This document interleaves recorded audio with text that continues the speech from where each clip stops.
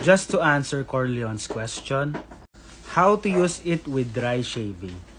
So this is our electric shaver from Enchen Philippines. And this is really compact that you can shave anytime, anywhere. What's up guys? Welcome to Reviews by Ronan. First, you have to ensure na dry yung skin natin. That's why we call it dry shaving. And this is the switch on. Just apply light pressure and then pa-encircle kasi ako pa nagsishave ako.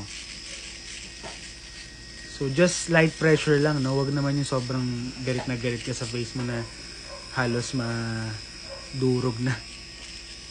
So this is very safe, hindi siya nakakaipit. So yan, pa-encircle lang ako mag dry shave. Kahit naman sa wet shave, pa-encircle pa din.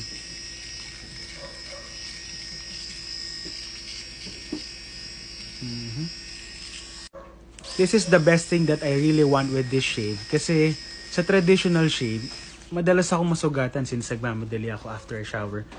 Gusto ko, kumbaga to save time. Pero this one, magaling yun. So, hindi ka masusugatan or hindi siya harmful sa'yo na kahit no look ka pa mag-shave, yun, super safe ka. So, example, papunta ka ng school or papunta ka ng work, kahit mag-comfort room ka lang saglit, you can shave in a span of minutes siguro. Mabilis lang yun. So this is what I really love about it. Kahit nasa kotse ako, ginagamit ko siya. So sobrang bilis lang. So still, you are still presentable kapag may kausap ka or may ka-meeting ka. Or may ka-meet up ka. And tada!